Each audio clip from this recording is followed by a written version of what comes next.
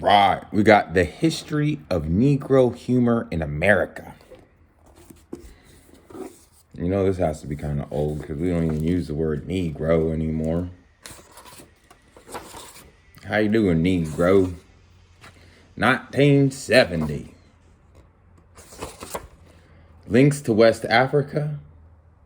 Wait a minute. Yeah. Well, we have 8 chapters. Oh, my stomach's feeling fine.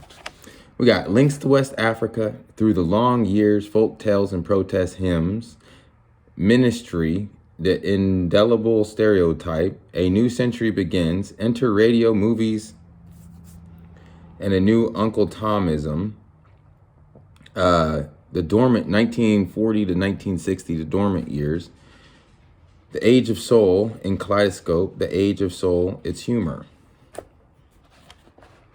Stu, links to West Africa, page 11.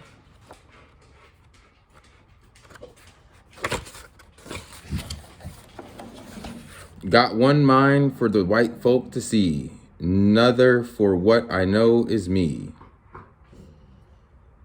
A Negro slave in colonial America. Okay. Okay. All right. Stomach hurts. Thus did a black man scarcely removed from his African origin summarize the function of humor in Afro-American history. As the balm against oppression, he did not realize it was also a force that would help perpetuate racism through a stereotype of blacks. Humor has played other roles in the black man's struggle for freedom and equality in the United States, including its most recent usage as a public relations tool to help forge understanding and compassion. His sense of humor, what do you mean his sense of humor? Was it written by a white person or something? His sense of humor has been a virtually moving van in the difficult ride for folk culture to urbanity. But just as folk society precedes sophistication, primitive life antedates folk culture, and the West African origin of American black population is most relevant.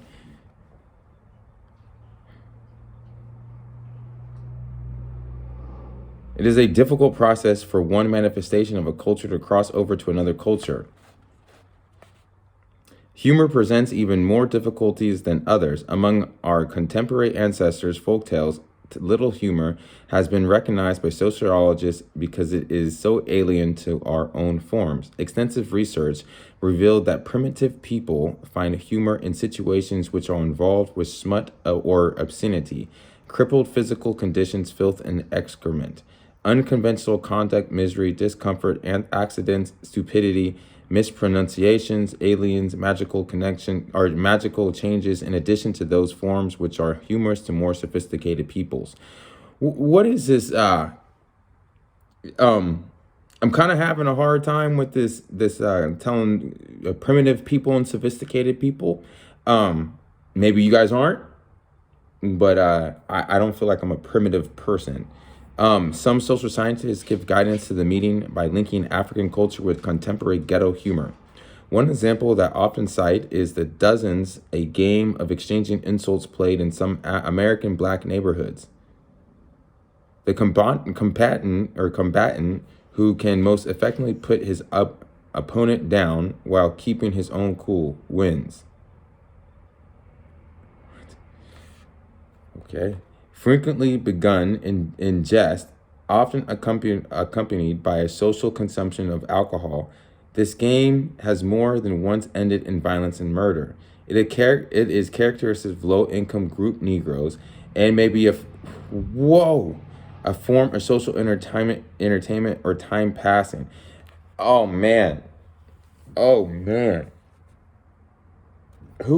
the fuck?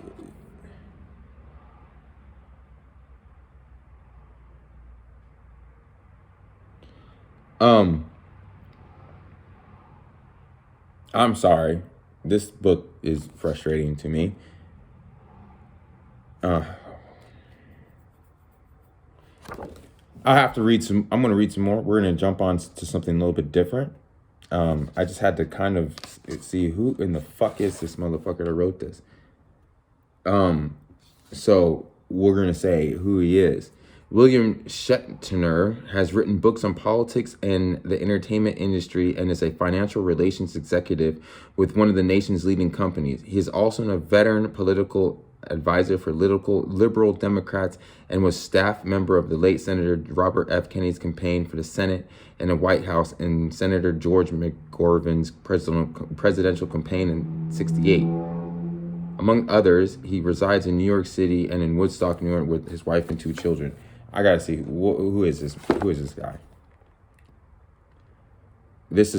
I'm going above and beyond here. This will be the first time that I Google the author.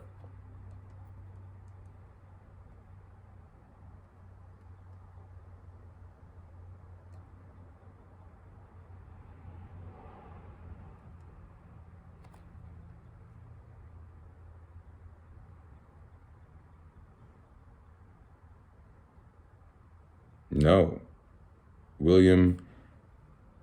I'm spelling it right, man. William Shatner. Right now, you Google him, you get a doctor. Let's.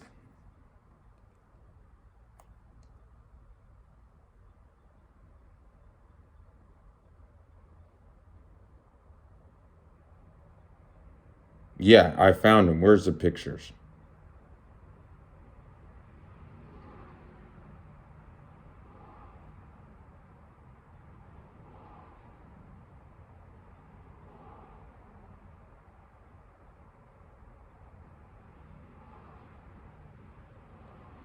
They don't have a picture of him. Look, man.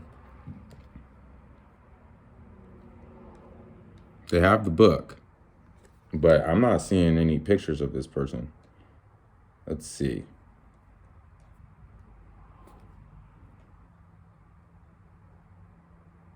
So obviously he wasn't very important. They made him sound to be a very important person, but he must not be that important if we can't really find anything of him, and he's not. There's no pictures.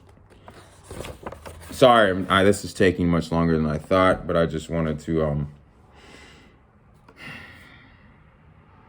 understand this author a little bit more. 101, we're going to enter radio, movies, and a new Uncle Tomism. I have got to read this entire book. It's going to be very difficult because it's kind of racist. 101.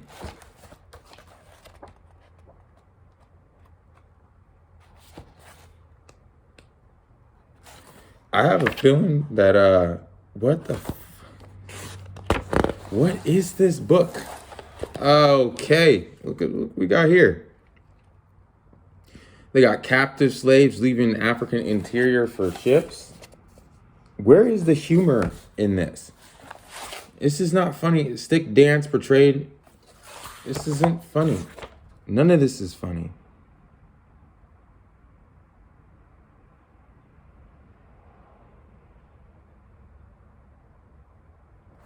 I mean, they went all the way and they have plantation melodies, the old plantation songs. What the fuck?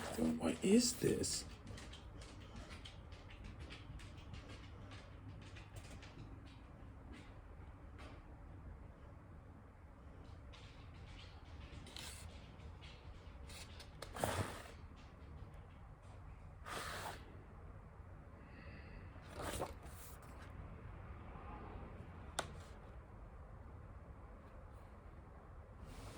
I'm sorry, I gotta show you the pictures and everything. It's just, I'm over here kind of like, what the fuck is this, man?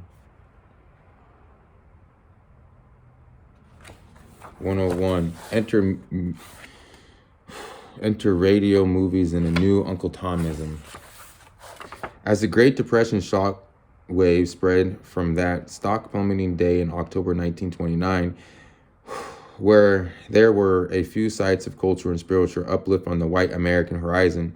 One was the Carmu Theater, founded in 1916 as the Gilpin Players in the Cleveland Slum Pool Hall. Karamu emerged as a fine repertory company, the pioneer all-black theater group to present serious plays and sensible comedies gated to the nation's race relations. As time wore on, it integrated and offered new black writers like Langston Hughes a laboratory for developing their talents. One of its mainstays for more than a quarter century had been versatile comedian Nolan Bell, the star of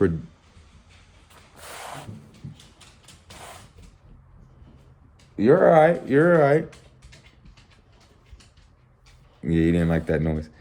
Uh, then, too, there were unique success stories which deserve to be mentioned. The rags to riches rise of Ida Smith, Bookcon or Bricktop, as she effectively became known in a transparent life in Paris as a smashing hostess performer. Ronald Hayes, a gifted black tenor, made his debut at Carnegie Hall in 1923, significantly 1 year after he sang for King George V at Buckingham Palace. Marian Anderson, the brilliant contralto, won the New York Philharmonic competitions in 26 and performed with the orchestra as well as the Philadelphia Symphony on her own town. She was described by Arturo Toscani as having a voice heard only in a century. She also became the first Negro to sing at the Metropolitan Opera House. All right, Marian Anderson. Paris and Brussels recognized the genius of composer Edmund Jenkins. His Rhapsody Charlestonia was played in both those cities in 24. Wallace Thurman became the first Negro playwright to have his work produced on Broadway. His play Harlem opened in 29. Paul Robeson attained fame for two staring performances as a lead in two plays of Eugene O'Neill's All God's Children Got Wings, and The Emperor Jones. Frank Wilson and Rose McClellan starred in the play, which won the Pulitzer Prize in 26, and Abraham's Possum. This list of success attained by Negroes in the arts came to a halt when the economic collapse of the nation. I read about that in a different book as well. It basically destroyed the African American communities, and then it basically turned everything to Jewish and out to California.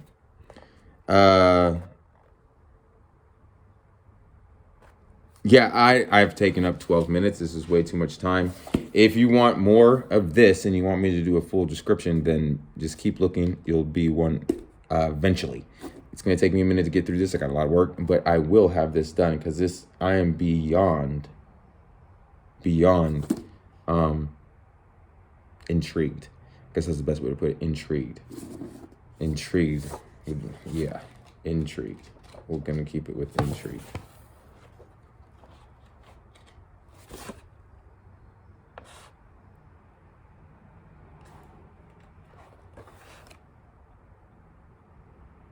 All right.